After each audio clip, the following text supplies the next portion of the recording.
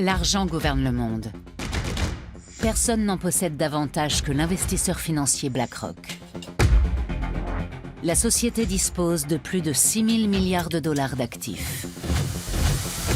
Ils proviennent majoritairement de gros investisseurs, mais aussi de millions de petits épargnants. Lorsqu'on brasse autant d'argent, on peut influencer des entreprises, des politiciens et même des États. Avec quelles conséquences pour nous tous? Pourquoi en sait-on aussi peu sur le plus grand des géants de la finance mondiale? Personne ne voulait me parler autrement que sous couvert d'anonymat.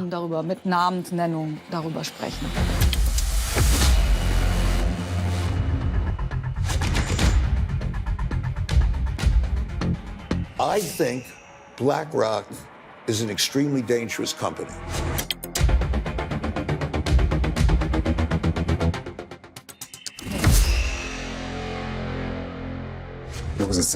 On disait qu'on nageait avec les requins.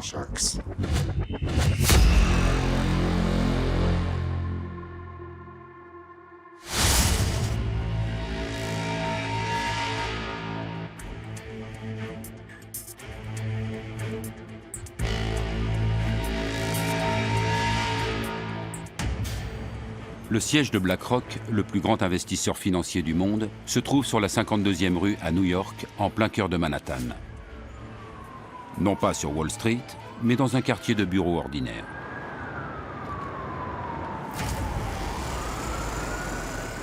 L'édifice est ouvert au public. Le rez-de-chaussée abrite une boutique de design ainsi qu'un café. Un pianiste est là pour créer une ambiance raffinée. Une cascade artificielle et de la verdure forment une oasis de bien-être.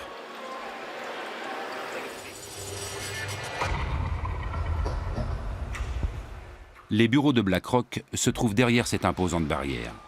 Le soir, les livreurs de repas se bousculent au portillon.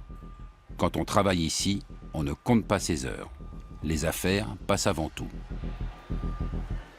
À la tête de la société, Lawrence D. Fink, surnommé Larry. C'est le gestionnaire d'actifs le plus puissant du monde. Ses 14 500 employés brassent plus de 6 000 milliards de dollars. Aucune autre société au monde ne gère autant d'argent. Un tel succès ne tombe pas du ciel. Il faut faire preuve de motivation, d'ambition, d'intelligence et d'un grand flair. On peut bien sûr avoir de la chance et engranger 1 milliard en un an. Mais ensuite, il faut maintenir ce niveau, décrocher de nouveaux clients, parvenir à conserver ses investisseurs et, dans l'idéal, se développer. Et BlackRock ne cesse de croître. Depuis son introduction en bourse en 1999, son cours est monté jusqu'à plus de 400 $. La première action que Larry Fink a tenue dans ses mains en valait à peine 14.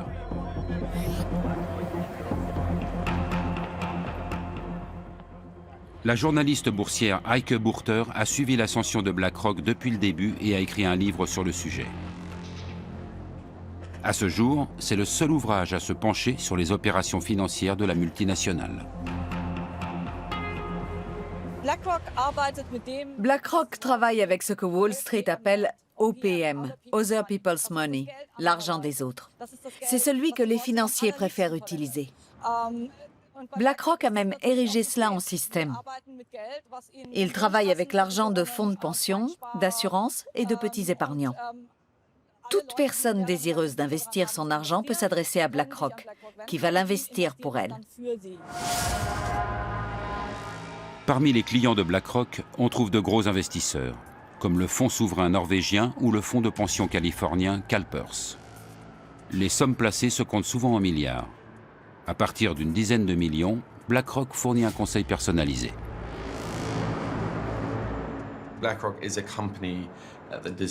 C'est une société qui doit être surveillée, car il s'agit du plus grand groupe d'investissement du monde. Avec 6 000 milliards de dollars d'actifs, elle est plus grosse que la plupart des banques, du moins en termes d'argent brassé. Depuis la crise financière, les groupes comme BlackRock sont les nouveaux rois du marché. Je ne pense pas qu'on puisse dire que BlackRock soit une entreprise connue. Je pense qu'elle est même totalement inconnue en France, à l'exception des milieux financiers. Et même dans les milieux économiques, les gens savent que c'est un investisseur important, qu'il est présent au capital de beaucoup d'entreprises, mais ils ne connaissent pas plus. BlackRock gère également l'argent de petits épargnants. Pour eux, elle propose des fonds plus abordables appelés ETF. Vendus sous la marque iShares, ils constituent près d'un tiers des actifs de l'entreprise. India, China, Brazil, iShares, small caps, large caps, iShares, industrials, low cost. Every dollar counts. iShares. BlackRock vante la grande diversification des risques de ses ETF, ce qui attire les petits épargnants échaudés par la crise. Mais certaines voix s'élèvent pour dire que la multinationale a trop d'argent, qu'elle domine les marchés et pourrait mettre en danger l'ensemble du monde financier si elle se retrouvait en difficulté. Larry Fink réfute cependant ces critiques.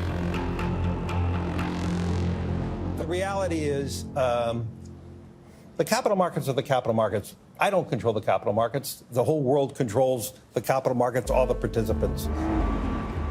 L'influence de Larry Fink sur les marchés est-elle réellement aussi faible qu'il le prétend? Il est permis d'en douter. Au cours de la décennie qui a suivi la crise financière de 2009, BlackRock est devenu le plus gros investisseur du monde, en grande partie grâce aux ETF.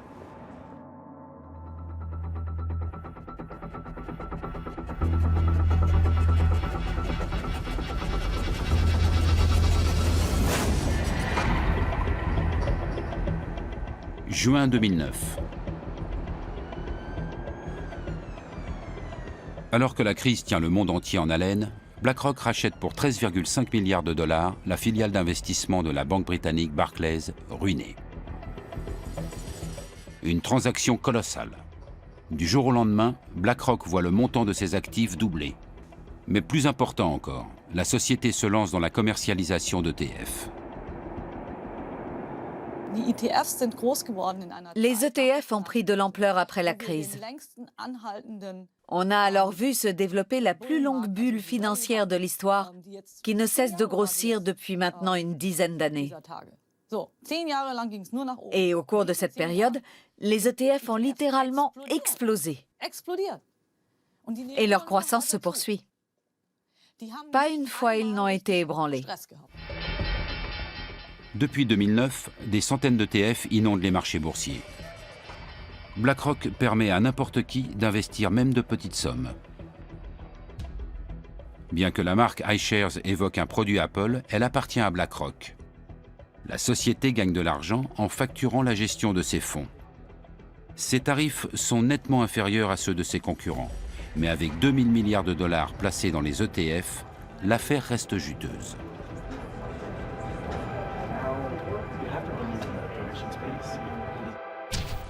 Le sigle ETF signifie Exchange Traded Funds, c'est-à-dire fonds négociés en bourse. Le principe est simple. On achète non plus des actions individuelles, mais la valeur d'un indice boursier. Prenons un exemple. Si quelqu'un achète un ETF qui réplique les performances du CAC 40, il investit en fait dans les 40 entreprises qui y sont répertoriées. Désormais, la valeur de l'ETF suivra toujours celle de l'indice. Si le CAC 40 grimpe de manière globale, l'ETF augmente aussi. S'il chute, l'ETF baisse également. Ainsi, plus personne ne décide des actions qu'il faudrait acheter. L'ETF suit automatiquement la valeur de la sélection d'investissement qui compose l'ensemble de l'indice. On fait un placement sur tout un marché ou sur un segment de marché. Tous les constructeurs automobiles, toutes les actions européennes ou ce que vous voulez. C'est un peu comme chez un marchand de glace. Il y a des ETF à tous les parfums. Depuis la crise financière, les clients n'ont plus confiance dans leurs banques. Nombre d'entre eux cherchent une solution transparente et rentable pour leur placement, d'autant que les comptes d'épargne ne rapportent pratiquement plus rien. Aux États-Unis, les ETF sont particulièrement à la mode. Actuellement, 2800 milliards de dollars sont placés dans les fonds négociés en bourse.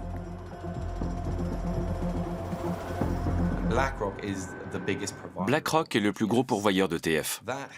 Cela nous a permis à tous d'épargner à moindre coût. Mais l'énorme pression que cela a créée a contraint les gestionnaires d'actifs traditionnels à baisser leurs tarifs. L'an dernier, le prix de ces services est tombé à un niveau historiquement bas, 2 fois moins élevé qu'il y a 20 ans. Tout le monde a fait d'énormes économies.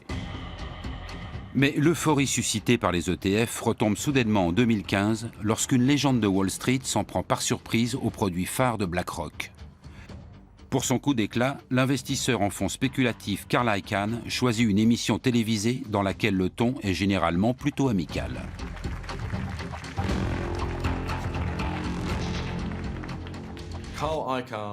Carl Icahn est l'archétype, comment le dire poliment? C'est l'archétype du type qui est tellement riche qu'il se fout tout simplement de tout. Il peut dire ce qu'il veut. Et il lui arrive parfois d'être impertinent. Je pense qu'il a simplement voulu piquer au vif Larry Fink, qui n'était pas vraiment habitué à ce qu'on lui rentre ainsi dans le lard. I think BlackRock is an extremely dangerous company. Okay, and I mean this. C'est un vieux loup de mer de Wall Street. On l'a souvent dit fini, mais il a toujours rebondi. On peut ne pas l'apprécier, mais c'est assurément quelqu'un qu'il ne faut pas trop sous-estimer. You get this party mobile, and everybody in the party in this mobile, and they're all on this party, they're all having a drink. And in the drink, they're all having this drink and having fun. And you know who's pushing that thing? They're pushing it. It's Larry Fink and Janet Yellen. Pushing that, and they're pushing the goddamn thing. Sur le ton de la plaisanterie, Carl Icahn accuse devant les caméras Larry Fink et Janet Yellen, alors présidente de la Réserve fédérale américaine, de prendre le risque d'une nouvelle crise financière. This party thing is going. Every once in a while, Janet wants to put the brakes on it. And Larry says, nah, let it go. And the people in the party are yelling, no, don't touch those brakes. Don't touch, this is fun. And they're moving toward this cliff, see? And the cliff is there. And this thing is going to go over this cliff. And you know what's going to destroy it? They're going to hit a black rock. That's right. That's what I'm saying. Un spécialiste de premier plan qualifie BlackRock de danger pour le monde de la finance. Son attaque va ternir l'image de l'investisseur financier. Y a-t-il vraiment trop d'argent placé dans ces ETF ?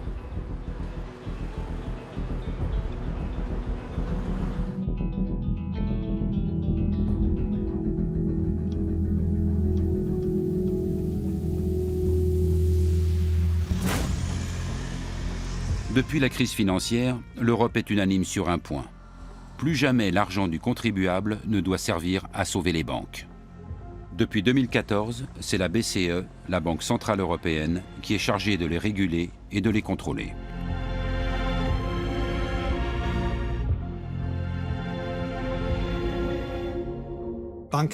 Les banques doivent posséder bien plus de fonds propres. Avant la crise, elles en avaient peut-être 8 ou 9% en moyenne. Aujourd'hui, dans la zone euro, elles en ont généralement entre 13 et 14%. C'est une moyenne. Les chiffres peuvent varier. Le siège allemand de BlackRock se situe non loin de la BCE. Gestionnaire d'actifs à l'échelle mondiale, la multinationale brasse aujourd'hui bien plus d'argent que la plupart des banques. Mais elle est nettement moins contrôlée. Puisque ce n'est pas un établissement bancaire et qu'elle n'accorde pas de crédit, elle n'est pas considérée comme étant d'importance systémique. On dit qu'un établissement présente une importance systémique dès lors qu'il est susceptible, en cas de difficulté, de provoquer dans le système financier un choc qui pourrait avoir un effet négatif sur l'économie réelle. Voilà comment je définirais l'importance systémique. BlackRock pourrait-elle être classée dans cette catégorie? Selon une étude du Conseil de stabilité financière, un organisme de surveillance créé par le G20 à la suite de la crise, les activités de BlackRock ont pris des proportions considérables. Si pour une raison quelconque ses clients venaient à vendre en bloc leurs ETF, tous les marchés boursiers pourraient être menacés. Et dans leur sillage, des milliers d'entreprises dont les actions plongeraient.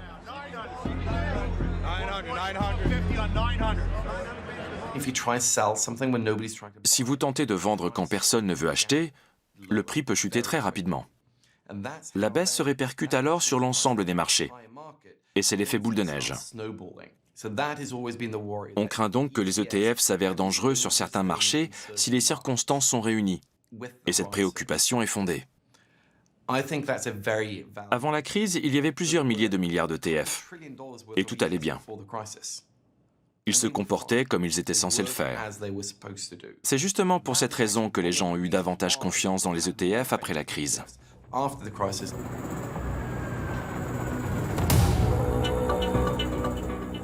Même si les ETF ont bien résisté à l'époque, certains signaux indiquent qu'ils pourraient un jour en aller autrement. Comme lors du krach éclair de mai 2010, où les cours plongent subitement. Une grande partie des transactions concernent des ETF.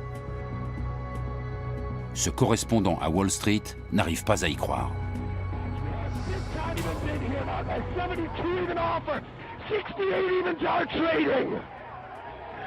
Guys, 70 even bid here now once again. 70 evens trade. 71 even bid here now with the 72 evens are trading. Un camion vous fonce droit dessus. Il accélère. Vous devez alors évaluer s'il parviendra à freiner avant d'arriver sur vous ou s'il va simplement vous écraser. Vous devez prendre une décision. Après quelques minutes, le cauchemar prend fin. Les cours remontent aussi vite qu'ils ont chuté. Aujourd'hui encore, on ne sait pas vraiment ce qui s'est passé ce 6 mai 2010. Mais une chose est sûre, les ETF étaient particulièrement impliqués.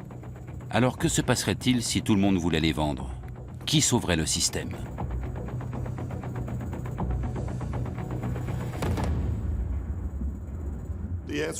J'en sais rien.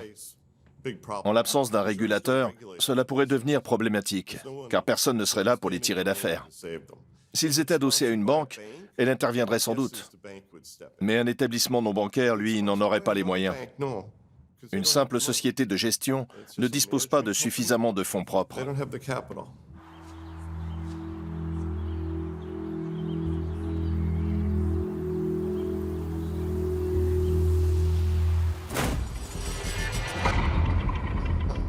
Les fournisseurs d'ETF devraient-ils donc aussi constituer des réserves comme les banques? Ils disposeraient alors de moins d'argent pour spéculer et de moins de possibilités de faire des profits. Un scénario cauchemardesque pour les gros gestionnaires d'actifs comme BlackRock. Pour ne rien arranger, une étude internationale réalisée par des universitaires et publiée juste après enflamme la discussion sur l'importance systémique de BlackRock. L'un des auteurs enseigne à l'université McGill de Montréal. Je ne sais pas si notre étude prouve son importance systémique. En tout cas, elle indique que nous devons repenser le problème de la stabilité des marchés financiers. Il ne faut plus seulement réguler les banques, que l'on sait réglementer car on connaît très bien les risques qu'elles peuvent présenter, mais aussi les autres instituts financiers. L'étude s'intitule sobrement « Qui a peur de BlackRock ?» Les résultats n'ont a priori rien d'extraordinaire. Dès que BlackRock investit sur les marchés avec ses ETF, on constate un net retrait des autres investisseurs. Visiblement, la simple présence de la multinationale inquiète les autres gestionnaires financiers. L'explication est explosive. Ils craignent à l'évidence que BlackRock et les autres géants du secteur soient subitement obligés de retirer leurs gigantesques investissements.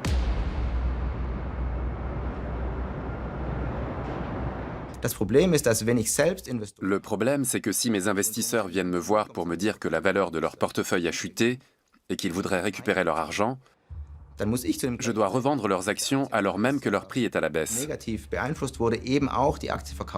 C'est-à-dire au moment le plus défavorable.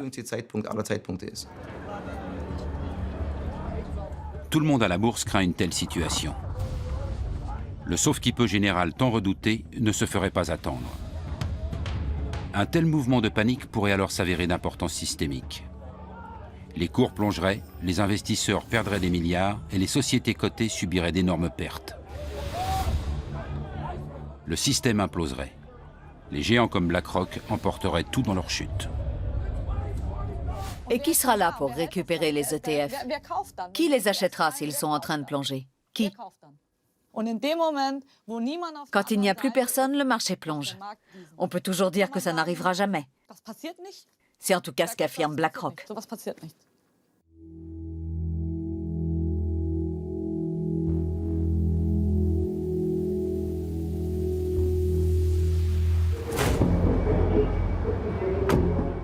nous rendons en Californie pour rencontrer un ancien salarié de BlackRock. Nous devons lui garantir un anonymat total. Il a trop peur que cette interview ne compromette son avenir professionnel. Notre informateur a vendu de nombreux ETF. La pression exercée par BlackRock pour conquérir ce marché était énorme. Il cherche peut-être à créer un duopole. Une telle chose serait très mauvaise. Face à BlackRock, ne subsisterait plus alors qu'un seul autre pourvoyeur d'ETF. On n'en est d'ailleurs pas très loin. Avec Vanguard, le numéro 2 du marché, BlackRock se partage déjà les 2/3 du marché américain. En Europe, les iShares représentent près de 50% des ETF. Des millions d'Américains veulent sécuriser leur épargne retraite grâce à des ETF. Ils placent une partie de leurs revenus chez BlackRock qui leur versera plus tard une pension. Le groupe est d'importance systémique, dans la mesure où il gère une part significative de l'épargne retraite de la population américaine. Dans ce tribunal se joue un procès croustillant. BlackRock contre BlackRock, entreprise contre salarié. L'entreprise aurait violé son obligation fiduciaire à l'égard de ses employés. La plainte évoque une véritable cannibalisation. BlackRock aurait constamment transféré l'argent de leur pension entre différents fonds médiocres et encaissé des frais à chaque opération. Cela signifierait que BlackRock, par appât du gain, a réduit les pensions de ses propres salariés dans le seul but d'accroître ses bénéfices. Le préjudice s'élèverait à des millions de dollars.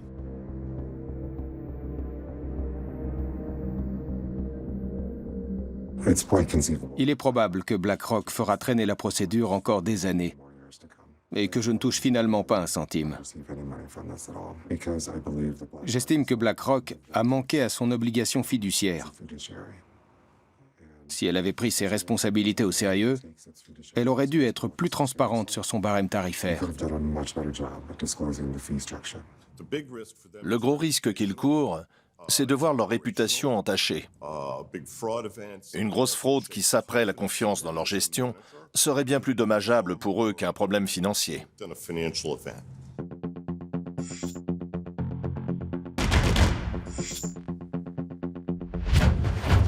Plus que son argent, BlackRock doit défendre sa réputation. Car si elle perd la confiance de ses clients, ses affaires sont menacées. Le groupe est aujourd'hui le plus gros investisseur sur les marchés mondiaux. Il est donc en mesure de les influencer. Mais quel est le secret d'un tel succès ?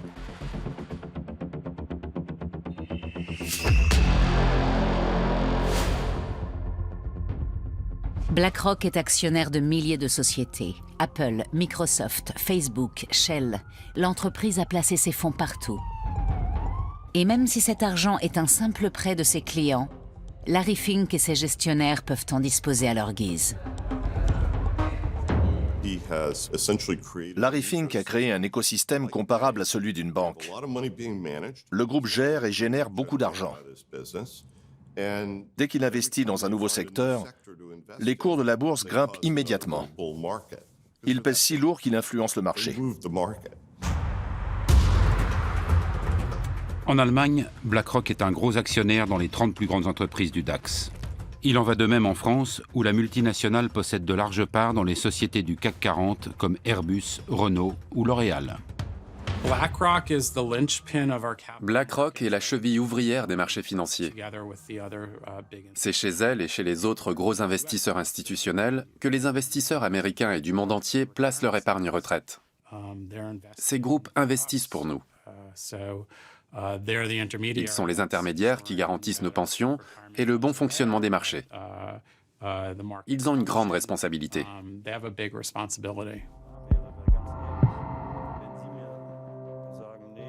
Une responsabilité à l'échelle mondiale. Et pourtant, presque personne ne connaît la société. Durant des semaines, nous tentons d'entrer en contact direct avec elle. Après de nombreux appels et mails, notre demande d'interview est définitivement refusée.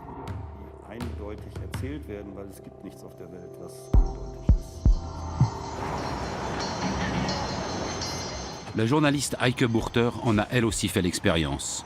Depuis bientôt 20 ans, elle écrit sur Wall Street pour diverses rédactions. Mais au cours de ses recherches pour son livre sur BlackRock, elle s'est heurtée à un énorme mur de silence. Oui, en effet. Et quelque chose m'a surprise. Même parmi les gens extérieurs à BlackRock, ceux qui y avaient travaillé autrefois, qui espéraient y entrer un jour ou qui collaboraient simplement avec la société, personne ne voulait me parler autrement que sous couvert d'anonymat.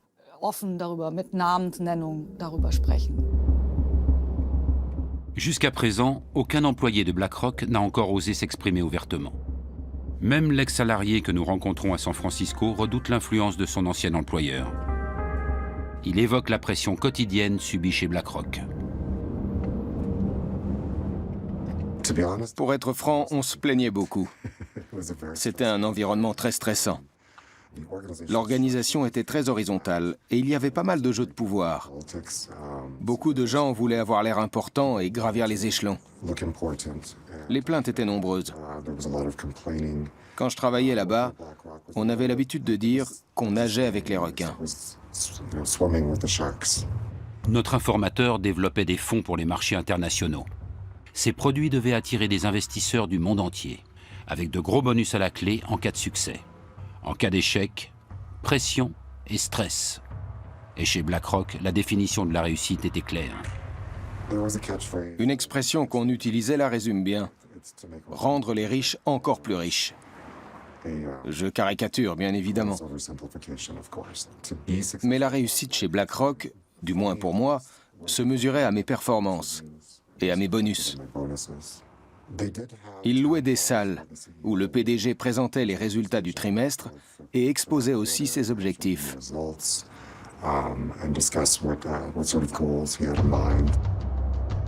Ce qui se passe à l'intérieur de la société ne fuite presque jamais. Suivant l'adage, discrétion est mère de confiance. Mais qu'est-ce que BlackRock a de plus que les autres ?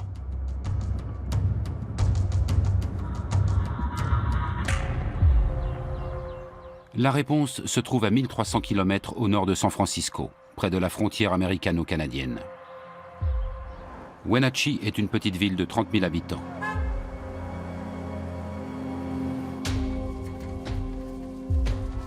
Le climat y est propice à la culture des fruits. Wenatchee s'est autoproclamée capitale mondiale de la pomme. Mais sa principale source de revenus provient d'ailleurs. Microsoft, Yahoo et d'autres y sont implantés car le barrage de Rocky Ridge leur fournit de l'électricité relativement bon marché. Exception faite des vergers, c'est assez désert. Et au milieu de ces pommeraies se trouve aussi BlackRock. Dans ce qui ressemble à des entrepôts, se cachent les serveurs informatiques du plus grand investisseur financier du monde. Jour après jour, ils explorent le monde numérique à la recherche de tout ce qui pourrait être utile pour l'industrie financière.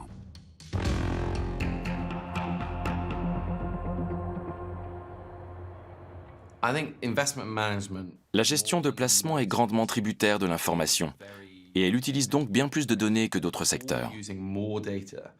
Pas seulement les chiffres du PIB, du chômage ou du cours de la bourse, mais aussi les images satellites, les données de cartes bancaires, etc. Toutes ces empreintes numériques que nous laissons dans l'économie numérique, les gestionnaires d'actifs s'en emparent et les anonymisent au maximum avant de les utiliser pour réaliser des transactions et surveiller les risques. Et dans ce domaine, Larry Fink a une longueur d'avance. Le moindre mouvement boursier, la déclaration la plus anecdotique d'un ministre, tout est enregistré par les ordinateurs de BlackRock. La popularité des actions sur les réseaux sociaux sert également à évaluer la valeur des placements. Et tout cela sans intervention humaine. BlackRock a développé son propre programme d'analyse surnommé Aladdin. Une intelligence artificielle qui prend de nombreuses décisions toute seule. C'est évidemment le système qui est à la base de la gestion de risque, qui est la spécialité de BlackRock et qui permet effectivement de faire ce type d'investissement avec des coûts faibles. Dans le conte, le garçon des rues, Aladdin, avec un seul dé, s'enrichit avec l'aide d'un génie. Chez BlackRock, c'est le système informatique Aladdin avec 2 dés qui enrichit l'entreprise. Le programme réalise chaque semaine 200 millions de calculs afin de conseiller ou déconseiller certains placements. Prenons un exemple. BlackRock veut savoir si cela vaut la peine d'accorder des prêts immobiliers dans une région donnée.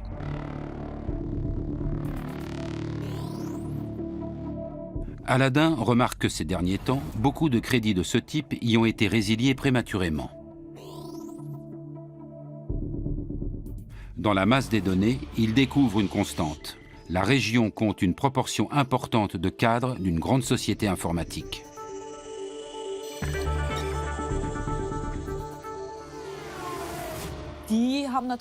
Le problème, c'est qu'ils sont souvent mutés. Alors BlackRock dit, sachant cela, nous n'allons pas investir dans des hypothèques ici, parce que si les gens déménagent souvent, elles nous reviendront quasiment à chaque fois. Aladdin dissuade donc les clients de BlackRock d'accorder hâtivement des prêts immobiliers dans ce genre de région. Car si les cadres déménagent régulièrement et résilient souvent leurs prêts, ils payent finalement moins d'intérêt que ce qui était prévu au départ. Solution proposée, augmenter les taux des prêts immobiliers dans les environs des grandes sociétés informatiques.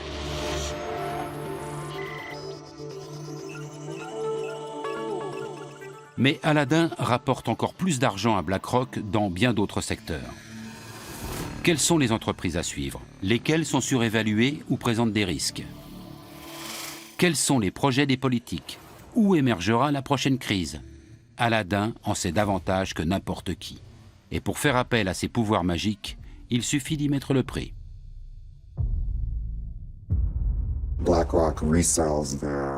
BlackRock conditionne les informations qu'elle collecte en fonction des besoins et les revend à de très grosses entreprises qui pourront ainsi gérer leurs propres actifs.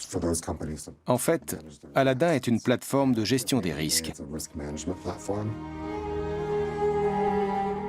Aladdin est la clé de tout.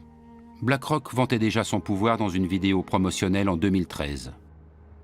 La banque de données y est ouvertement présentée comme un outil presque omniscient. I'm smarter than any algorithm. More powerful than any processor. Because I am Aladdin. Because I am Aladdin. A new kind of intelligence. For a new world of investing. Aujourd'hui, Aladdin brasse pas moins de 18 000 milliards de dollars. Vous m'avez bien entendu. C'est presque autant que le PIB des États-Unis. Les Américains travaillent une année entière pour réunir cette somme qui, quotidiennement, au moment où nous parlons, passe par Aladdin. 18 000 fois 1 milliard de dollars. Un montant astronomique à 12 zéros. Mais que se passerait-il en cas de bug ou de piratage? Ayant utilisé ce produit, je sais à quel point les procédures pour introduire la moindre modification au système sont draconiennes, afin de réduire les risques. Cela reste néanmoins préoccupant que tant d'argent passe par cet unique système. Si Aladdin et un autre programme gèrent seuls tout l'argent de la planète, je crains un duopole à la Coca-Cola et Pepsi. Imaginez les risques que cela représente et le pouvoir qu'ils auront. C'est un problème systémique.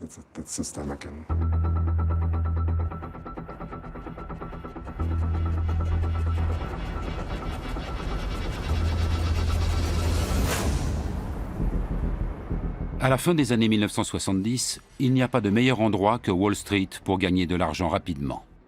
Pour devenir célèbre, on va à Hollywood. Pour faire fortune, direction la bourse. Le jeune Lawrence D. Fink, alors âgé de 23 ans, n'a aucune velléité d'acteur. Sa maîtrise en administration des affaires immobilières en poche, il quitte Los Angeles pour se rendre à New York. Larry Fink était banquier d'investissement. Il a commencé chez First Boston. C'était un enfant prodige, un véritable crack. Les traders d'alors travaillent dans d'immenses salles de marché et réalisent des gains incroyables. L'actuel PDG de BlackRock aurait joué pas moins d'1 milliard de dollars en bourse avec son service. Mais soudainement, le conte de fées prend fin. J'ai étudié de nombreux grands chefs d'entreprise et ils sont presque tous milliardaires. J'ai constaté que souvent, au début de leur carrière, ou parfois au milieu, ils ont connu un gros échec personnel qui leur a fait perdre énormément d'argent, voire leur emploi. La malédiction de Wall Street frappe Larry Fink au milieu des années 1980. À la suite d'une baisse des taux d'intérêt, des propriétaires échangent leurs anciens prêts onéreux contre de nouveaux prêts à des taux plus avantageux. Larry Fink ne l'a pas vu venir et se retrouve soudain avec sur les bras une montagne d'actions dont plus personne ne veut. Il a perdu 100 millions de dollars et est devenu persona non grata dans sa banque. D'autres sont passés par là. Quand vous prenez un tel bouillon, on vous évite dans l'ascenseur comme si vous étiez pestiféré. Plus personne ne veut être vu avec vous. Vous devez alors vous tourner vers autre chose. Ce qu'il a fait. J'ai effectué des recherches pour savoir s'il avait été licencié ou s'il avait démissionné. C'est difficile à dire, mais c'est probablement lui qui est parti. En 1988, Larry Fink parvient à convaincre la société d'investissement Blackstone de créer avec lui une nouvelle entreprise. Blackstone Financial Management mise sur une gestion des risques la plus parfaite possible. Peu après, Larry Fink en change le nom. BlackRock est né. Elle se caractérise par l'incroyable accent qu'elle met sur le risque, sous toutes ses formes, au point que cela en devient presque obsessionnel.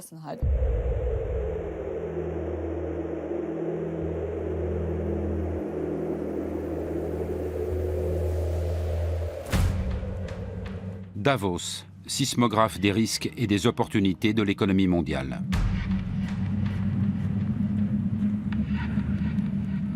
Une fois par an, jusqu'à 100 000 policiers et militaires lourdement armés sont mobilisés dans ce village suisse où l'élite financière de toute la planète organise son forum économique mondial. Davos est une plateforme idéale, car les PDG de toutes les grandes entreprises, notamment technologiques, sont présents et viennent y puiser des connaissances. L'accès au forum est réservé aux participants dûment accrédités. Et seuls les chefs d'État sont autorisés à venir accompagnés de leur garde du corps. Davos offre aux grands de ce monde des possibilités illimitées d'étendre leur réseau. Dans le milieu de la finance, on dit que passer 3 jours à Davos, c'est s'épargner 3 mois de voyage. Ce sont des gens à part. Ils se connaissent tous. C'est un cercle très restreint. Ils se retrouvent dans des clubs ou à Davos. Ils s'assoient ensemble et discutent de l'état du monde, des inégalités sociales et des moyens d'y remédier. Ils évoluent dans les hautes sphères. Et BlackRock a toujours voulu être de la partie. Larry Fink rencontre ici des chefs d'État, des hommes politiques ou des PDG. Parfois, ils participent ensemble à des tables rondes. Mais la plupart du temps, ils s'entretiennent à huis clos. Larry Fink gère des actifs du monde entier. Cela va d'un fonds gouvernemental koweïtien à un fonds de pension allemand, en passant par une assurance australienne. Comme il a accès à toutes ces données, dans lesquelles il puise depuis plus de 20 ans, il a un aperçu unique de l'état du monde de la finance. Et grâce à cela, il produit à son tour ses propres données. Il est une pierre angulaire de cet immense réseau de personnes. Les interviews de Larry Fink sont rares. Dans celle-ci, réalisée à Davos, il évoque ses débuts et son premier job dans la boutique de chaussures de son père. At 10 years old, I was required to learn how to sell shoes and help my father. Well, I learned how to deal with people pretty early in my career, and it was a great learning lesson how to deal with people, how to appeal to people's needs, and I was a pretty good shoe salesman. Il s'agit là d'une des rares anecdotes personnelles connues au sujet de Larry Fink. Elle vise à donner l'image d'un homme d'affaires consciencieux et à réduire le fossé qui sépare depuis longtemps l'homme de pouvoir des petits investisseurs.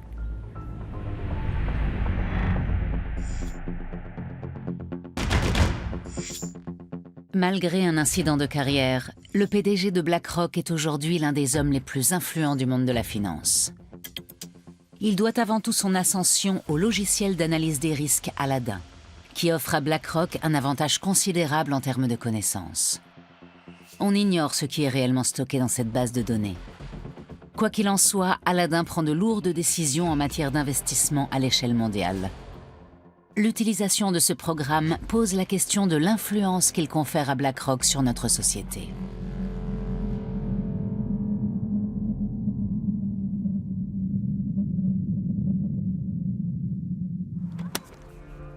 La fondation allemande Ethicon se préoccupe de la responsabilité sociale des entreprises. Ces dernières années, ses militants se sont intéressés à plusieurs reprises à BlackRock. Ils ont notamment passé au crible les déclarations publiques de Larry Fink.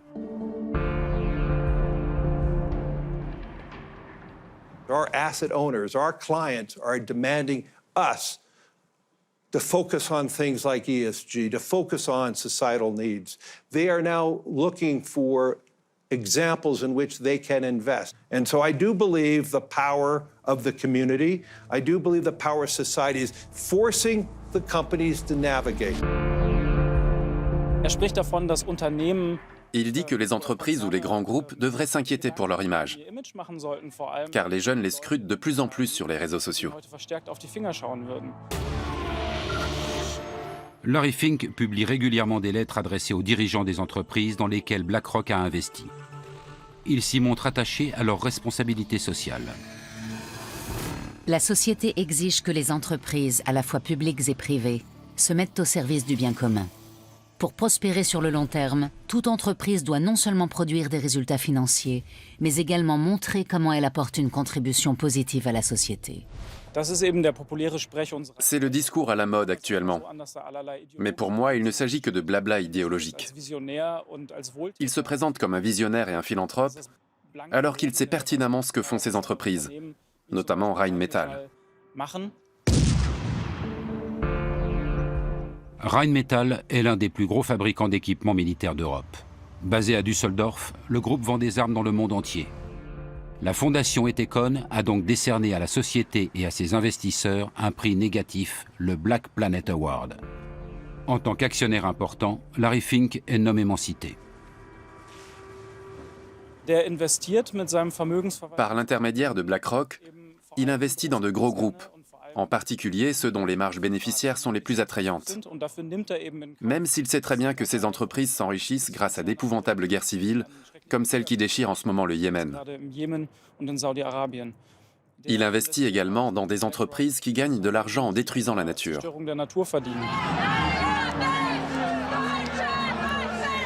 BlackRock s'enrichirait-elle grâce à l'industrie de la guerre? De fait, l'action Rheinmetall a pris énormément de valeur. Depuis 2016, son cours a grimpé d'environ 70%. BlackRock investit aussi dans d'autres groupes d'armement. Est-ce en adéquation avec les lettres de Larry Fink dans lesquelles il appelle à plus de justice et de responsabilité vis-à-vis de l'environnement?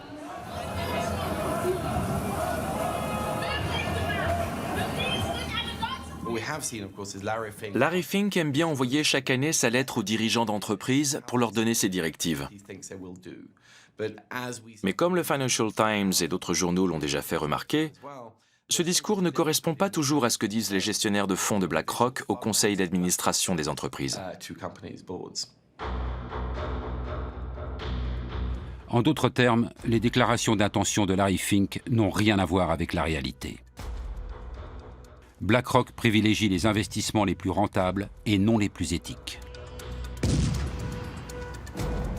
Comme avec Rheinmetall, qui continue de vendre des armes à l'Arabie Saoudite par l'intermédiaire de filiales, et ce, malgré l'interdiction d'exporter décrétée par le gouvernement allemand. Et peu importe si le régime saoudien torture ses ressortissants et assassine les journalistes indésirables. On l'a notamment vu avec l'affaire Jamal Khashoggi. Peu après, une conférence devait avoir lieu en Arabie Saoudite et de nombreux chefs d'entreprise ont dû reconsidérer leur participation. Larry Fink ne s'y est pas rendu, mais quand on lui a demandé s'il allait cesser toute relation commerciale avec le pays, il a clairement répondu que non. BlackRock refuse de s'exprimer sur le sujet devant notre caméra. Mais dans un document publié en 2018, les choses sont claires. En définitive, un seul critère est retenu par la société au moment de décider si elle soutient ou non la politique commerciale d'une entreprise.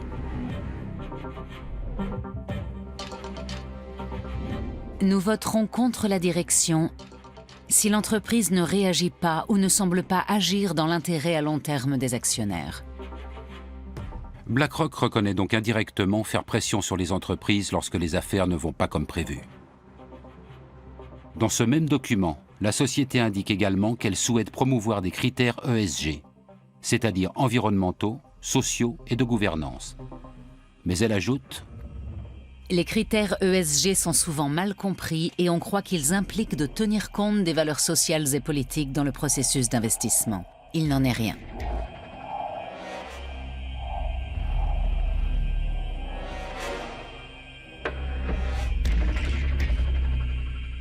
Et le siège de BlackRock à Francfort précise encore sans ambiguïté: les gestionnaires d'actifs ne peuvent pas utiliser les actifs de leurs clients pour promouvoir leurs propres opinions sociales ou politiques. BlackRock n'intervient pas dans les décisions d'ordre moral, mais s'ingère dans les autres aspects de la vie de l'entreprise. Son influence va-t-elle au-delà des votes lors des assemblées générales annuelles? Disons que BlackRock investit au capital d'une entreprise pour le compte d'un fonds privé et qu'elle détient dès le départ 5, 10 ou 15% des parts, ainsi qu'un siège au conseil d'administration.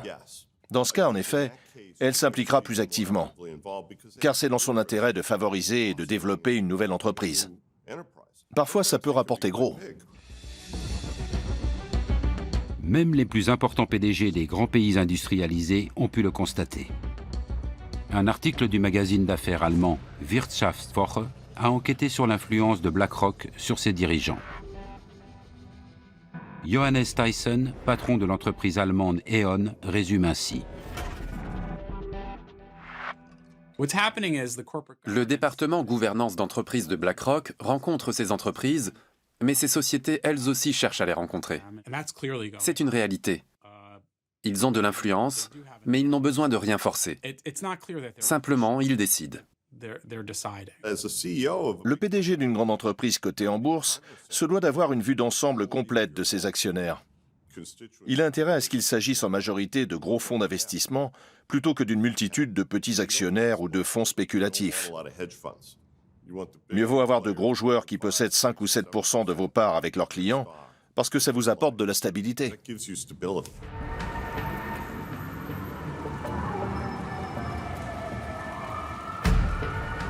La puissance de BlackRock peut-elle être mise au service d'une noble cause? En décembre 2017, Emmanuel Macron invite à Paris des hommes politiques, des entrepreneurs et des responsables du secteur financier pour la première édition du One Planet Summit. Une décision importante est prise en clôture. Avec le soutien de la France et de l'Allemagne, BlackRock devra développer un fonds censé investir, par exemple, dans les industries durables en Afrique. L'approche de ce projet a été faite à travers effectivement la rencontre entre Larry Fink et le président Macron. Le souhait à la fois de Larry Fink était de s'engager à la demande de ses clients sur des projets d'investissement verts. Et le président Macron est à l'initiative de cette plateforme d'engagement que rejoignent beaucoup d'acteurs du secteur privé et des acteurs de la finance. Larry Fink demande ensuite au président français de lui ouvrir le marché des pays en développement, officiellement pour sauver le climat. Mais on peut aussi penser que la France et l'Allemagne aident tout simplement BlackRock à conquérir de nouveaux marchés et à gagner des investisseurs supplémentaires. On lui propose de sortir de sa zone de confort.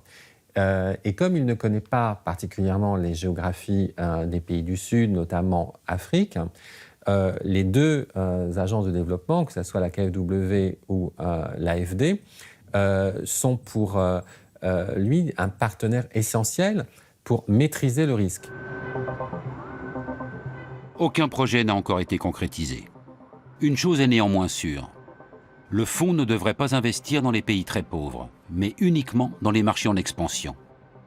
la volonté de BlackRock de quitter sa zone de confort pour sauver le climat a visiblement ses limites.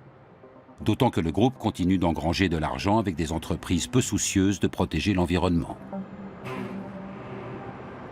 Cette contradiction entre parole et acte a donné lieu à de nombreux actes de protestation. Larry Fink se fait régulièrement épingler pour ses investissements dans les énergies sales comme le charbon, le pétrole ou le gaz. We're here in New York City today outside of BlackRock headquarters to give Larry Fink the only award that he really deserves, an award recognizing him as a climate fraud.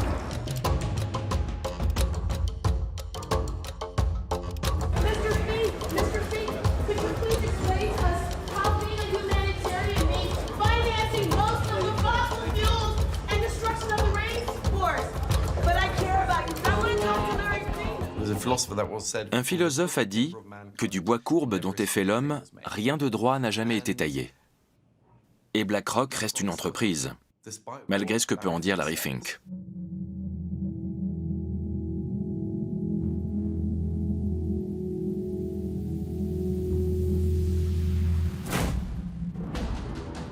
La mainmise de BlackRock grandit à chaque nouvel investissement.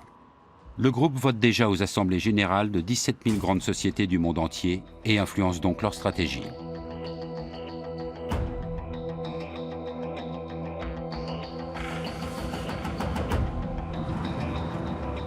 Pour le chercheur Martin Schmaltz, c'est une bonne raison d'étudier scientifiquement l'influence de l'investisseur financier. Étant donné que BlackRock est le principal actionnaire de très nombreuses entreprises, quelles conséquences cela a-t-il pour l'économie mondiale ? J'imaginais que Bill Gates était l'actionnaire majoritaire de Microsoft, de même que Steve Jobs ou Tim Cook chez Apple, ou encore Mark Zuckerberg chez Facebook, comme la presse peut le laisser entendre. Mais il s'avère qu'il n'en est rien. J'ignorais totalement que dans ces sociétés, les plus gros actionnaires sont non pas les fondateurs, mais Vanguard, BlackRock ou d'autres investisseurs de ce type.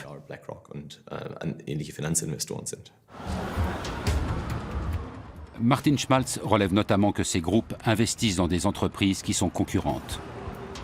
Les experts parlent alors de propriété commune. Par exemple, BlackRock possède des actions à la fois chez Adidas et chez Puma. Avec quelles conséquences sur la concurrence ? La propriété commune, c'est le fait que les gros actionnaires possèdent des parts dans pratiquement toutes les entreprises du monde.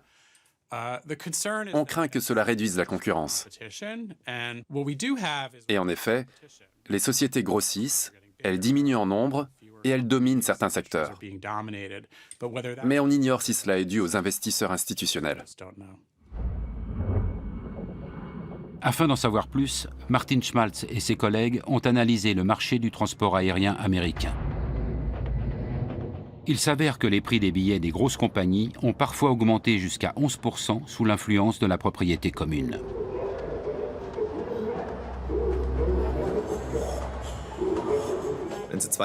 Disons que vous possédez une compagnie aérienne, et moi une autre, et que nous décidons d'échanger une partie de nos actions afin de devenir propriétaires à part égale. Nous avons alors beaucoup de propriétés communes. Les chiffres montrent que lors de telles transactions, généralement moins extrêmes que dans cet exemple, les prix du marché augmentent, en l'occurrence ceux des billets. Et inversement, quand vous revendez une partie de vos actions afin de réduire votre propriété commune, alors les prix baissent à nouveau. Les recherches de Martin Schmaltz montrent l'influence de la propriété commune sur le comportement des dirigeants d'entreprises concurrentes. Quand ils savent que leurs propres investisseurs ont des parts dans d'autres entreprises, ils ont tendance à moins se battre sur le terrain de la concurrence. Ce faisant, ils amorcent une spirale dangereuse.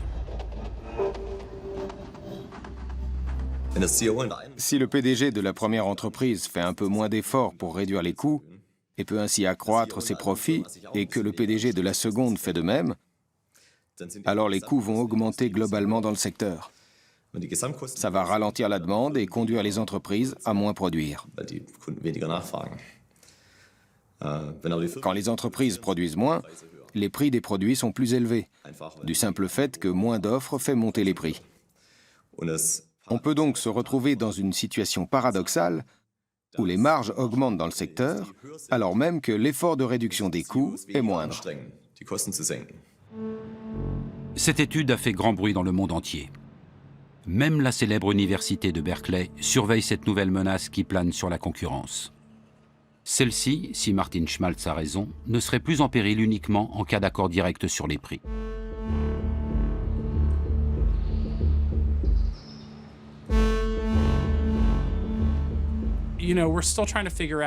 Nous essayons encore de vérifier si tout cela est cohérent, ne serait-ce que dans cette branche.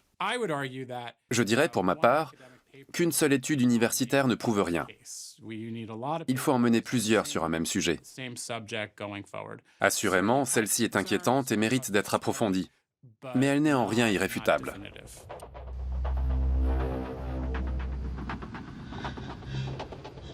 Martin Schmaltz a également étudié le secteur bancaire américain.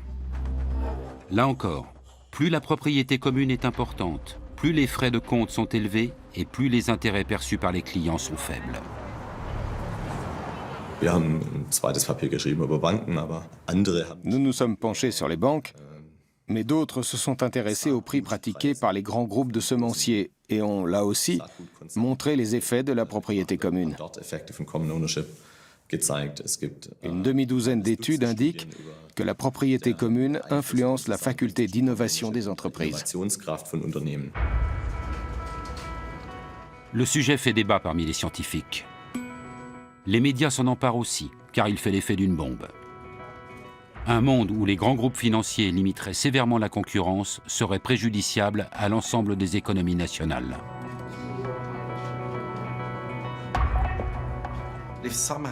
Si la concurrence disparaît, nous allons nous retrouver, dans le pire des cas, avec un capitalisme de copinage, ce qui n'est pas sain.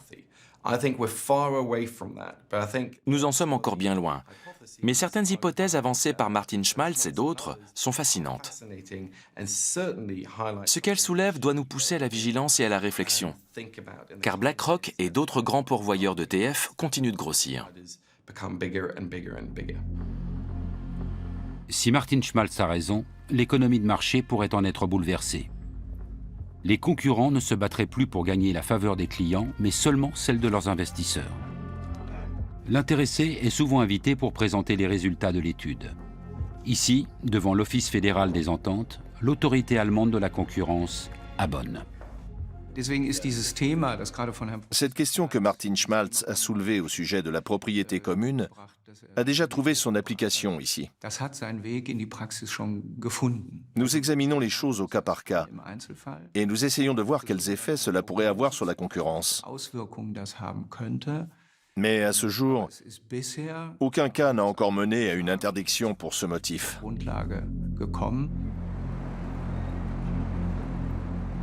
BlackRock et les autres investisseurs financiers ne tiennent pas à ce que le contrôle des achats d'actions soit renforcé. Rien d'étonnant à cela. D'après les spécialistes, les 3 plus gros fonds d'investissement seraient actionnaires majoritaires dans 90% des 500 plus grandes entreprises américaines. La propriété commune est donc la règle et non l'exception.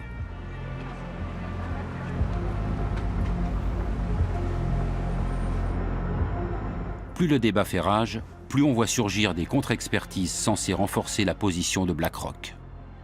La direction de l'entreprise ne manque pas une occasion de critiquer les conclusions de Martin Schmaltz.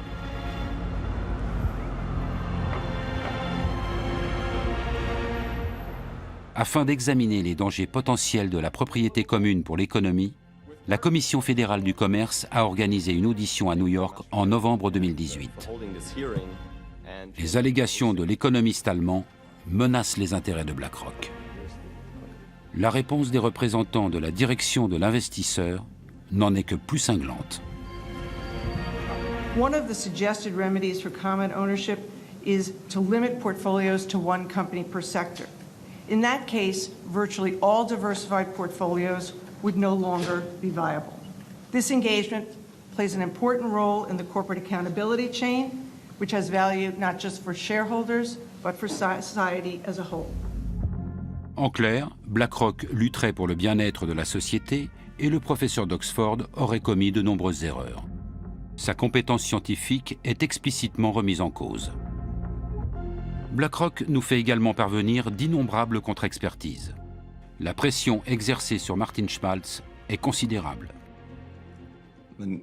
On a le sentiment que leur pouvoir s'étend jusque dans les milieux universitaires.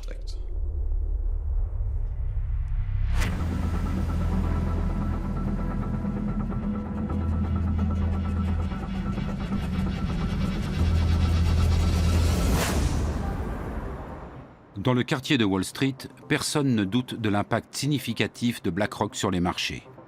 Mais comment l'entreprise est-elle devenue si puissante en si peu de temps?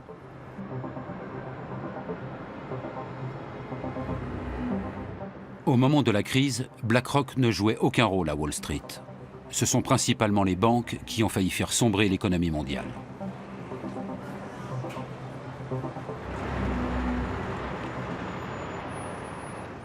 En septembre 2008, la banque d'investissement américaine Lehman Brothers fait faillite, ébranlant dans son sillage le système financier mondial. L'une des tâches les plus urgentes consiste alors à déterminer la gravité réelle de la situation pour les divers instituts bancaires. Sur quels titres toxiques ont-ils spéculé? Quelle est l'ampleur des dégâts?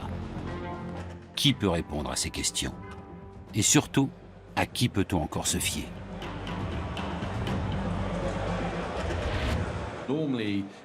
En temps normal, la BCE et les différents gouvernements seraient allés demander conseil à Goldman Sachs, JP Morgan ou la Deutsche Bank. Mais après la crise, c'était politiquement délicat. Alors quand vous cherchez quelqu'un qui connaît vraiment bien les marchés, vous vous tournez vers les investisseurs, les gestionnaires de fonds qui passent leur journée à réfléchir au marché et à leur bon fonctionnement. Il était donc naturel qu'ils deviennent des conseillers de premier plan. Aux États-Unis, le secrétaire au Trésor et la Réserve fédérale s'adressent à Larry Fink et chargent BlackRock d'analyser les comptes d'AIG, le plus grand groupe d'assurance du monde. Larry Fink assure au directeur de la Réserve fédérale de New York, Timothy Geithner, qu'Aladin permettra à son équipe de reconnaître les titres toxiques. Le programme informatique de BlackRock devient la bouée de sauvetage de la Réserve fédérale, totalement démunie. Aucun appel d'offres n'est réalisé.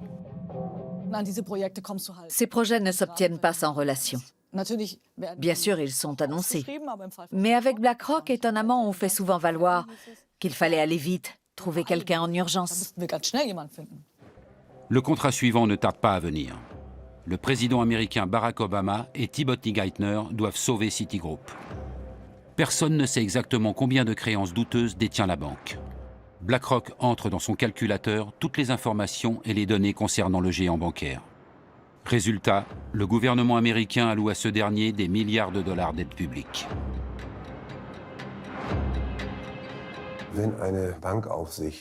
Si l'autorité de contrôle du secteur bancaire ne peut pas définir elle-même les critères de robustesse d'une banque, elle capitule. Cette connaissance privilégiée ne peut et ne doit être développée que par ce gendarme lui-même. Et elle doit rester sa prérogative exclusive.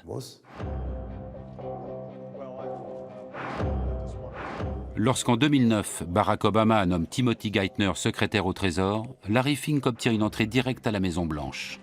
Les perspectives s'annoncent exceptionnelles pour BlackRock.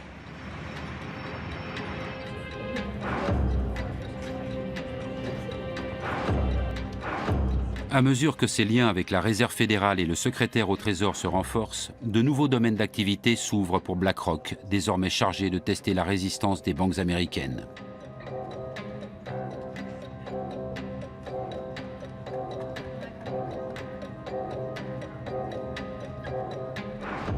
L'Europe aussi fait bientôt appel au service de BlackRock.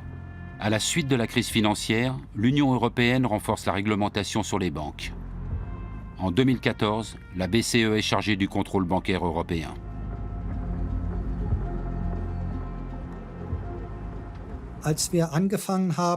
Lorsque nous avons mis cela en place en 2014, nous avons rapidement dû procéder à une évaluation complète de l'ensemble du système bancaire.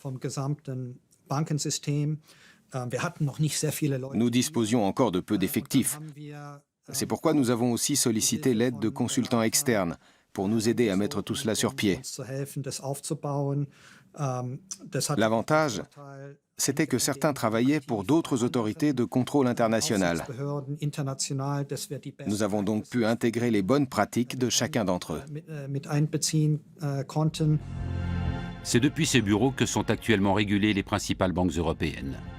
Les employés de la BCE collaborent avec BlackRock et d'autres consultants externes. La plus haute autorité de contrôle public en Europe partage ainsi ses données économiques les plus sensibles avec BlackRock. Larry Fink ne risque-t-il pas de se servir de ces informations pour son propre compte? On s'assure évidemment que les consultants que nous avons choisis mettent en place des Chinese Walls pour dissocier clairement leur activité de conseil pour nous de la gestion qu'ils opèrent pour leurs propres clients. C'est parfaitement normal dans une banque d'investissement. Et s'il s'avérait que quelqu'un mélangeait un peu les genres, il serait renvoyé sur le champ. Comment fonctionnent ces Chinese Walls, ces fameuses murailles de Chine? Prenons un exemple. En tant que consultant auprès de la BCE, BlackRock a accès à des renseignements exclusifs sur la valeur d'une banque. En théorie, la multinationale pourrait utiliser ses connaissances à son avantage pour spéculer à Wall Street. Mais cela serait totalement illégal. Par conséquent, les services d'analyse et d'achat doivent être séparés par une barrière infranchissable. Chaque société embauche à cet effet des employés supplémentaires censés protéger ces murailles. Ces gens sont assis à côté des gestionnaires de fonds et leur disent « Vous ne devriez pas faire ceci. Vous ne pouvez pas parler à ces personnes. » Ou encore « Vous devez déclarer cela. » Il y a aussi différents programmes de contrôle informatique. Nous savons que l'être humain excelle dans l'art de contourner ces contrôles. Le souvenir de la crise est néanmoins encore très frais. Pour l'heure, il y a quelques pommes pourries dans le panier, car il y en a toujours. Mais cela ne constitue pas une menace imminente. Les Chinese Walls peuvent-ils réellement prémunir contre tout délit d'initié? Le doute est permis lorsque l'on revient sur la crise de l'euro. En juillet 2015, BlackRock a en effet acheté des obligations d'État grecques au moment même où le monde entier spéculait sur une prochaine chute de leur valeur. Ce que presque personne ne savait à l'époque, c'est que BlackRock venait d'éplucher les comptes des banques grecques à la demande de la BCE. BlackRock a-t-elle utilisé illicitement ces informations? Peu de temps après, la faillite de la Grèce a été évitée et les primes de risque sur les obligations d'État grecques ont chuté, ce qui s'est avéré rentable pour la multinationale. Pour sa défense, BlackRock rappelle qu'elle est une société réglementée. L'équipe de consultants indépendants qu'elle a montée en 2008 est, dit-elle, strictement séparée des services d'investissement, y compris physiquement. En outre, elle est régulièrement soumise à des contrôles techniques et opérationnels. Le Chinese Wall, c'est le grand mythe de la finance, c'est ce qu'on a toujours dit. C'est la raison pour laquelle on a séparé, notamment aux États-Unis, toutes les activités entre le marché, les activités de détail. En général, ça fonctionne un certain temps. Et puis, comme dans toutes les murailles, il y a toujours des trous par lesquels les choses peuvent passer. En Grèce, le groupe américain éveille à nouveau les soupçons. Alors que le pays lourdement endetté est pressé par l'Union européenne de privatiser ses bâtiments publics, BlackRock investit dans l'immobilier avant tout le monde. C'est l'ancien banquier Paskalis Bouroris qui organise la privatisation pour le compte de l'État. Peu de temps après, il obtient un poste de direction dans la succursale grecque de BlackRock. Pour la BCE, les conseils d'une société de fonds financiers sont chers, même avec les Chinese Walls. Mais elle espère reprendre bientôt son indépendance. D'année en année, au fil des tests de résistance, le rôle des consultants s'est amenuisé.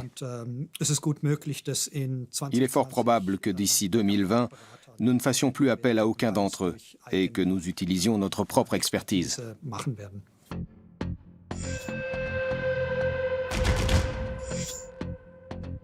Non seulement BlackRock est le premier investisseur financier du monde, mais la société conseille également les gouvernements et les banques centrales.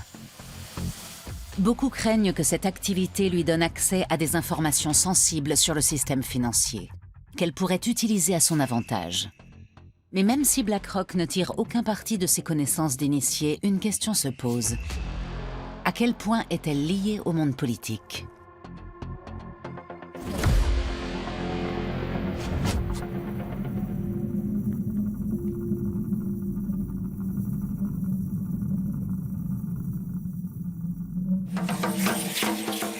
Avec 127 millions d'habitants, le pays d'origine des Aztèques est le 10e pays le plus peuplé du monde.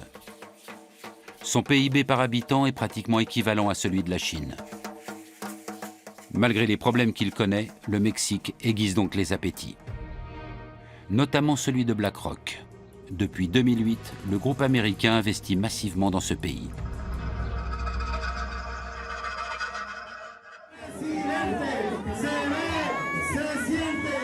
À l'approche des élections présidentielles de 2018, la multinationale a des raisons de s'inquiéter lorsqu'un nouveau candidat se présente. Il s'agit d'un politicien de gauche, Andrés Manuel López Obrador, ancien maire de Mexico. Beaucoup d'investisseurs craignent qu'il ne nationalise d'importants secteurs de l'industrie, comme le souhaitent nombre de ses partisans. Le candidat le plus fort était alors M. López Obrador, l'actuel président du Mexique. C'était celui qui allait le plus à l'encontre des courants politiques et économiques dominants en vigueur dans le pays depuis des décennies. Le secteur de l'énergie récemment privatisé est au cœur des débats. BlackRock y a placé beaucoup d'argent et prévoit d'investir dans un nouveau gazoduc. Avec l'ancien président, la confiance règne. Mais l'élection d'un homme de gauche imprévisible risque de mettre en péril les investissements du groupe. Et ce, précisément au Mexique, le pays préféré de Larry Fink.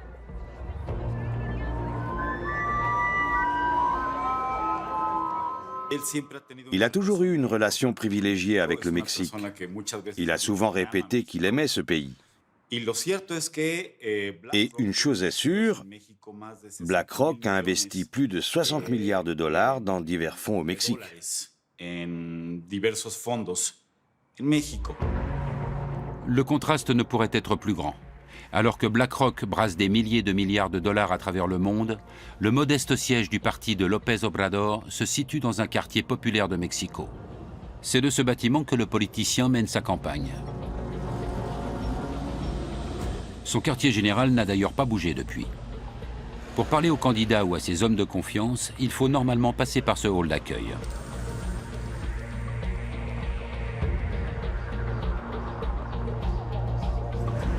Larry Fink en est toutefois dispensé lors de sa venue en mai 2018. Avec d'autres gestionnaires financiers, il a le privilège de rencontrer le politicien de gauche dans un hôtel de luxe. Le contenu de leur discussion reste confidentiel.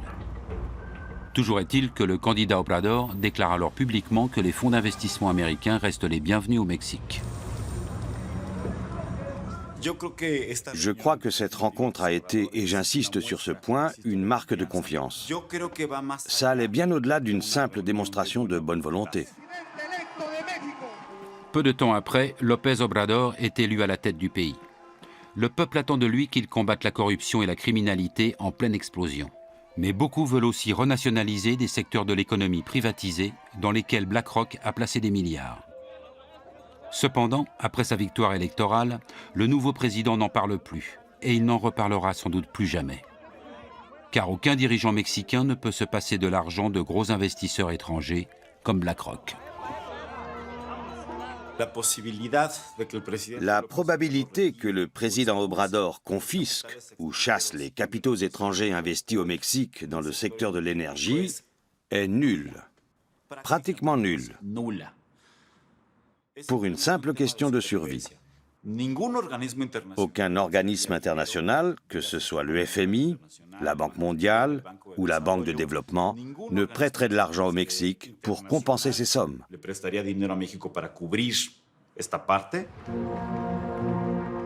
BlackRock s'est fermement établi dans le secteur énergétique mexicain il y a une dizaine d'années. Mais ce n'est que récemment que la journaliste Claudia Ocarranza a regardé de plus près le contrat signé à l'époque.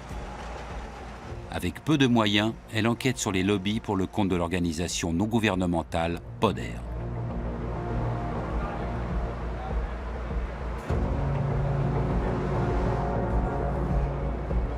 Pour des raisons de sécurité, nous ne pouvons pas filmer l'extérieur de son bureau.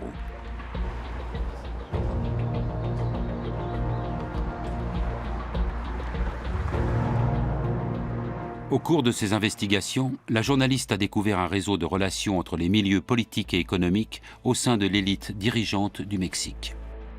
Un nom revenait sans cesse, celui de BlackRock. Depuis 2011, des personnalités importantes du pays entretiennent des relations étroites avec le groupe financier. Pour commencer, BlackRock a engagé le fils de Carlos Slim. Le premier entrepreneur du Mexique, à l'époque l'homme le plus riche du monde, était en très bons termes avec la multinationale. Peu après, BlackRock a engagé Gerardo Rodríguez Regordosa. Alors secrétaire d'État aux Finances, il s'était prononcé en faveur de la privatisation des entreprises publiques, ce qui allait dans le sens de son futur employeur, BlackRock. En 2015, Larry Fink a rencontré le président de l'époque, Enrique Peña Nieto, au sujet de la compagnie pétrolière publique Pemex. On ne sait pas exactement ce qui s'y est dit, mais il existe un mémorandum d'entente entre BlackRock et Pemex. Il n'est donc pas difficile de comprendre à quoi a servi cette réunion. Pemex, qui était une entreprise publique, est devenue une entreprise semi-publique. Cela signifie que son capital a été ouvert aux investisseurs privés nationaux ou étrangers. Claudia Ocarranza a eu accès au mémorandum. Il prévoit la création d'un bureau d'études commun à BlackRock et Pemex, ayant pour but de soutenir leur collaboration dans des projets énergétiques au Mexique. Le contrat proprement dit, qui contient tous les détails, reste à ce jour confidentiel. Officiellement, car il s'agirait d'un secret commercial et que cela pourrait menacer la relation entre BlackRock et Pemex, ainsi que la concurrence. Aujourd'hui encore, on ignore quel est le pourcentage maximal que BlackRock peut détenir dans une entreprise énergétique, ou quelles sont ses obligations en termes d'investissement. On n'en sait toujours rien. Mais la journaliste est parvenue à découvrir certains détails. BlackRock a accès à de gros projets énergétiques comme le gigantesque gazoduc Los Ramones. Avec un partenaire, la multinationale a injecté 900 millions de dollars pour développer cette infrastructure qui va relier le centre du Mexique au site de production de gaz de schiste au Texas. C'est le début d'une série d'investissements considérables dans le secteur énergétique mexicain. Malgré le changement de gouvernement et l'arrivée d'un président de gauche, BlackRock consolide toujours davantage son influence. Pour la seule année 2018, ils ont placé 85 milliards de dollars dans des fonds d'énergie renouvelable. Cela représente pratiquement 90% des fonds dont ils disposent. Et ils continuent d'investir dans le secteur de l'énergie. BlackRock fait partie des principaux investisseurs étrangers au Mexique. Outre le secteur de l'énergie, BlackRock s'intéresse surtout aux fonds de pension mexicains. En 2014, la Banque nationale l'autorise à investir une partie de l'épargne retraite des Mexicains. En d'autres termes, BlackRock a accès à l'argent de nombreux retraités et est chargé de sécuriser leur rente. Un marché immense.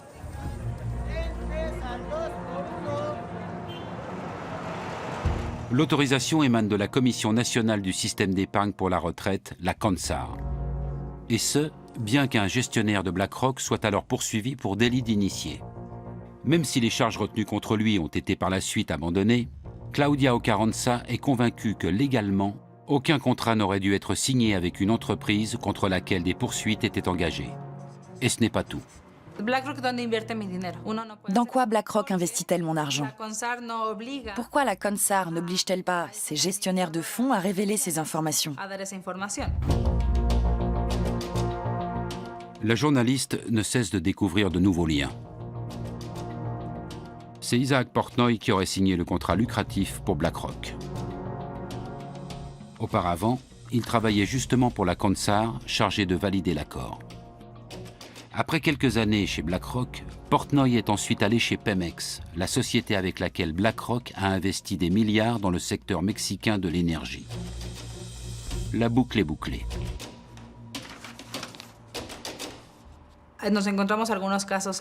Nous avons rencontré quelques cas comme celui de BlackRock et Isaac Portnoy. Il est important de préciser que nous n'avons aucune preuve que celui-ci ait fait quoi que ce soit d'illégal.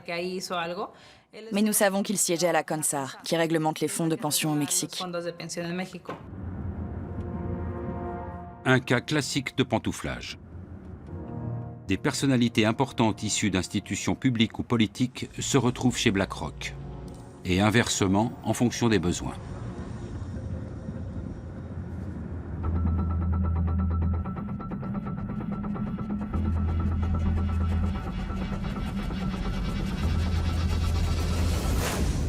Mein Name ist Friedrich Merz, mit E, anders als in Ihrer Einladung, die Sie bekommen haben. Lorsque la chancelière allemande Angela Merkel annonce en 2018 vouloir quitter la présidence de la CDU, un ancien haut responsable politique pose sa candidature pour lui succéder. Friedrich Merz, ancien président de groupe de la CDU au Bundestag, est entre-temps devenu président du conseil de surveillance chez BlackRock. Si les gens passent de BlackRock à la politique, je trouve ça moins problématique qu'ils se fassent payer ou autre. Ils pensent comme leur ancien employeur ou donneur d'ordre. Ils restent prisonniers de ce mode de pensée. Ils appréhendent le monde avec les yeux d'un employé de BlackRock. Au-delà de la question de la réglementation, c'est dérangeant qu'un dirigeant allemand puisse mettre toutes ses relations politiques à disposition d'une entreprise aussi puissante.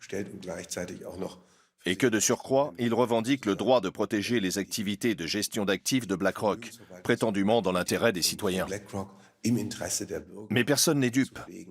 De même qu'il n'est pas crédible en connaisseur du monde économique. Il n'a jamais occupé de fonction de management. Dans la course à la présidence de la CDU, Friedrich Merz soutient également une mesure d'aide fiscale aux fonds de pension privés. Mais il omet de préciser que son ancien employeur en tirerait avantage. Wir haben eine viel zu geringe Ausstattung der betrieblichen und der privaten Altersversorgung mit kapitalgedeckten Systemen. Le fait de s'offrir les services de M. Merz, qui a le bras long dans la politique allemande, et dont on espère qu'il pourra protéger nos intérêts, est éloquent. Le problème, ce n'est pas seulement BlackRock, c'est l'ascendant du capital financier international sur la démocratie nationale.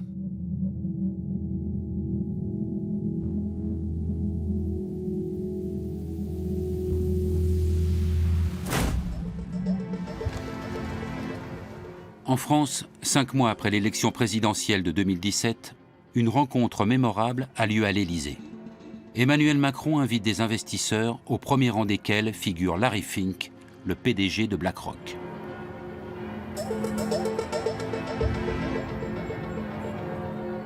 Le président français souhaite attirer les grands gestionnaires de fonds du monde dans l'Hexagone. Voilà pourquoi il avait déjà rencontré Larry Fink à plusieurs reprises, peu après sa prise de fonction.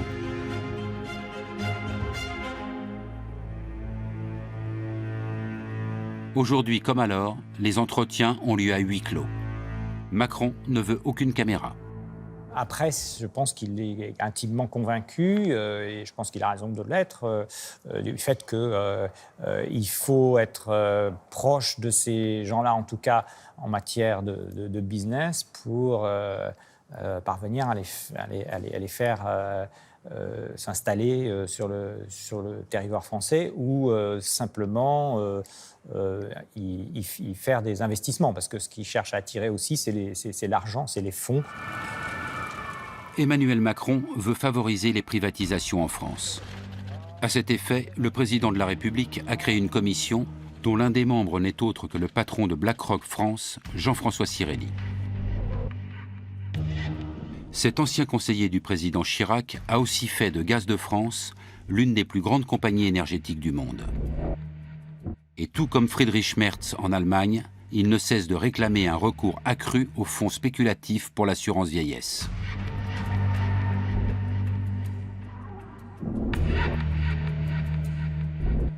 Nous faisons une étude chaque année pour savoir ce que veulent les Français pour leur retraite. En même temps, ils sont conscients que les régimes obligatoires ne suffisent pas pour assurer le niveau de vie qu'ils souhaitent à leur retraite. Et donc, je crois qu'il est très important qu'il y ait un nouveau pilier et qu'il y ait un nouveau pilier pour développer ces produits. Pendant que les lobbyistes financiers comme BlackRock renforcent leurs liens avec Emmanuel Macron, le gouvernement français se heurte au mouvement des Gilets jaunes. Ces derniers s'élèvent contre ces réformes économiques libérales et sont révoltés contre les politiques qui laissent les géants de la finance se partager le monde entre eux.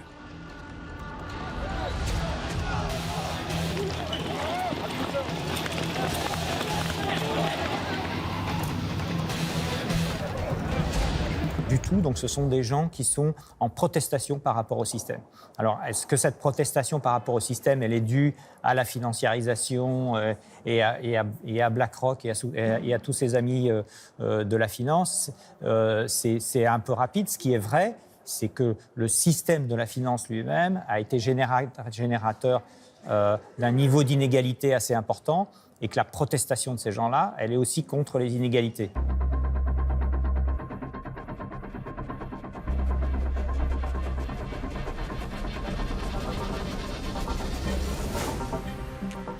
En Allemagne aussi, la résistance face au monde de la finance s'organise.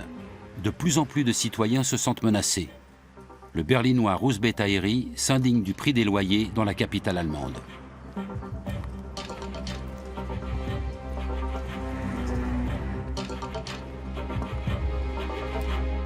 Il est particulièrement révolté par l'influence des investisseurs financiers au sein de l'entreprise immobilière Deutsche Wohnen.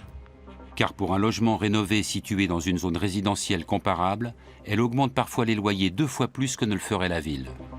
Beaucoup pensent que l'actionnaire principal, BlackRock, n'y est pas étranger. Difficile de croire qu'une entreprise milliardaire comme BlackRock, ou plus exactement multimilliardaire, délaisse un tel investissement. Ils font ce qu'ils veulent.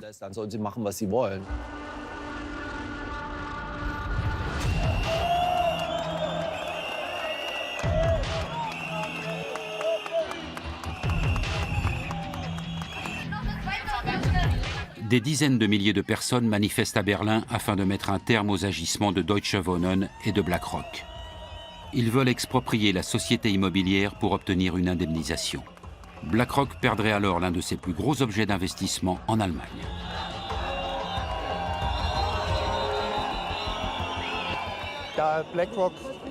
BlackRock possède aussi des actions de Deutsche Wohnen. Mais elle doit détenir près de 10% des parts. Ils préfèrent préserver leurs dividendes plutôt que d'entretenir les logements. Ils sont aussi chez Vonovia et dans toutes les grandes entreprises.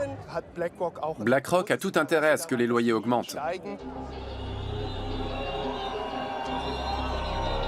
Russ Bettairy a déjà récolté 70 000 signatures en faveur de l'expropriation.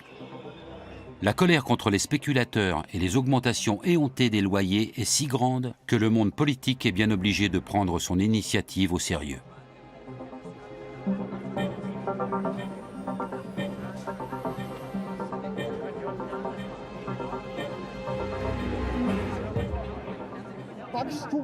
Seule la croissance leur importe.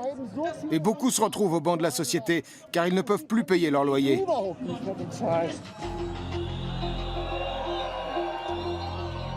La pression de la rue a déjà fait bouger les choses. Le débat qui a suivi la manifestation a conduit à un gel des loyers durant 5 ans, ce qui a fait chuter le cours de l'action Deutsche Wohnen d'environ 20%. Pour BlackRock, c'est une source de revenus sûre qui menace de se tarir.